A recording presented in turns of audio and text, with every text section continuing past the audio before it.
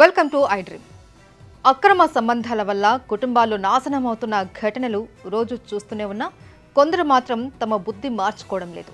తమ కోరికలను తీర్చుకోవడానికి పసిపిల్లల్నే బలి చేస్తున్నారు. సభ్య సమాజం తలదించుకునేలా అలాంటి ఘటన నిజామాబాద్ జిల్లాలో జరిగింది.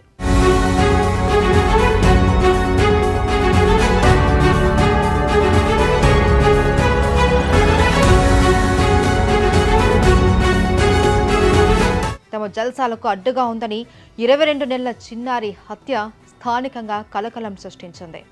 నిజామాబాద్ జిల్లా రెంజల్ మండలం సాఠాపూర్ గ్రామానికి చెందిన మౌత్కా విజయ, సైల్ దంపతుల కుమార్తె రమ్య అలియాస్ నవ్యశ్రీకి అదే మండలం గుండారం గ్రామానికి చెందిన కటకట లక్ష్మణ్తో 6 ఏళ్ల క్రితం వివాహమైంది. ఈ దంపతులకు 2 కుమార్తెలు. మొదటి కుమార్తె అరుణ్యకు 4 ఏళ్లుంటాయి. రెండవ కుమార్తె మహాన్వికి 22 నెలలు. తన అత్తగారు గ్రామానికి చెందిన బుల్లింక అరవిందరెడ్డితో నవ్యశ్రీ 7 నెలల క్రితం అక్రమ సంబంధం పెట్టుకుంది. భర్తను విడిచిపెట్టిన నవ్యశ్రీ అరవింద్తో ఉండిపోవాలి అనుకుంది. అరవింద్ రెడ్డి 20 రోజుల క్రితం నిజామాబాద్ జిల్లా చెవింల మండల ఐలాపురం గ్రామంకి వెళ్లి నవ్యశ్రీతో పాటు తన 2 పిల్లల కోసం గది అద్దెకు తీసుకున్నాడు.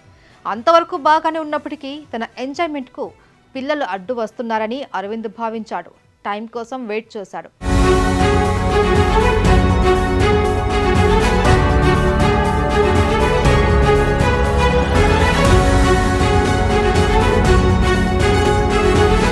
జూన్ 11వ తేదీ రాత్రి 7 గంటల సమయంలో 22 నెలల పాప నిద్రిస్తూ ఉండగా నవ్యశ్రీ తన పెద్ద కూతురు అరుణ్యను తీసుకొని కిరాణా షాప్కు వెళ్ళింది.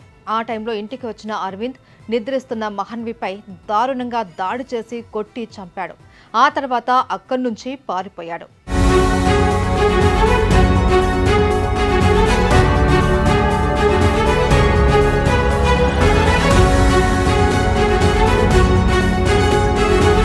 నవ్యశ్రీ ఇంటికి తిరిగి వచ్చేసరికి మహాన్వి చనిపోయింది. ఆ దృశ్యాన్ని చూసిన నవ్యశ్రీ షాక్ గురైంది. స్థానికులు పోలీసులకు ఫిర్యాదు చేయగా కేసు నమోదు చేసి దర్యాప్తు ప్రారంభించారు. పోలీసుల విచారణలో మహాన్వి నుదిటిపై తీవ్ర గాయమైనట్టు గుర్తించారు. 2 భుజాలకు చెంపలు, చేతులు, అరికాలపై విచక్షణారహితంగా కొట్టడం వల్లే బలమైన గాయాలయ్యాయని పోలీసులు తెలిపారు.